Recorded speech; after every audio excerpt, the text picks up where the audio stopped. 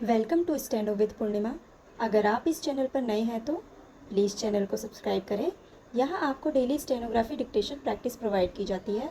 चलिए शुरू करते हैं। डिक्टेशन 80 वर्ड पर मिनट की स्पीड से बोली जाएगी। डिक्टेशन 5 सेकंड बाद स्टार्ट होगी।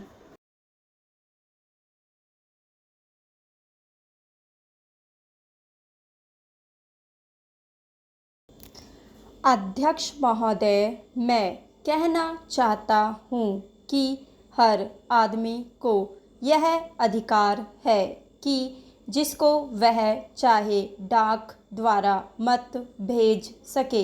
ऐसा तो नहीं है कि सभी मत किसी एक अधिकारी के सामने ही इकट्ठा करके भेजे जाते हैं। जहाँ तक इस बिल का संबंध है वह ठीक है।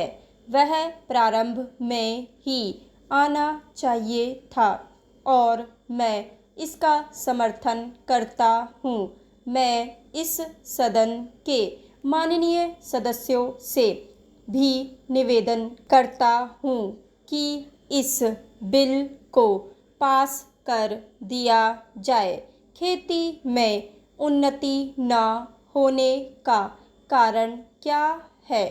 उसका एक कारण यह है कि खेती से संबंधित जितने विभाग हैं उनमें आपस में समन्वय नहीं है।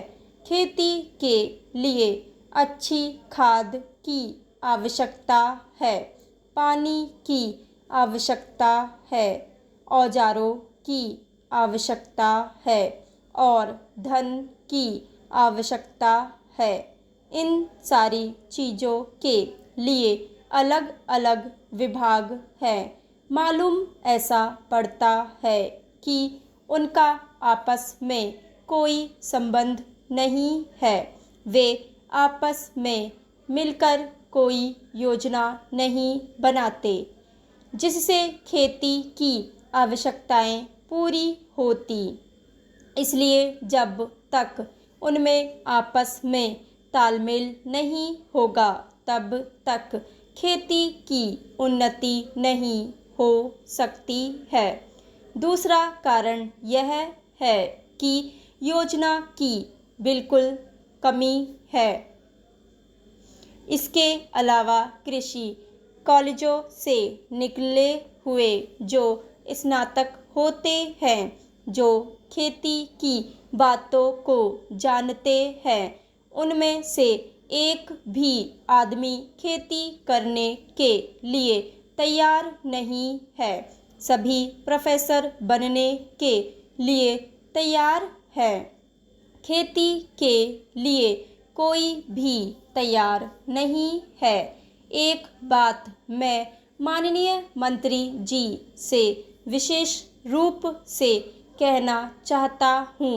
अधिक उपज न होने का एक कारण यह है कि जो खेत में काम करते हैं वे उसके मालिक नहीं है। खेत किसी और का है और काम कोई और कर रहा है।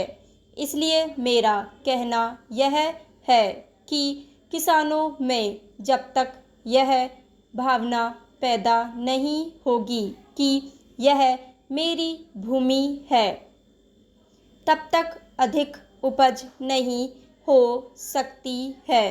इसके लिए आप जब तक भूमि सुधार नहीं करेंगे तब तक कोई बात बनने वाली नहीं है।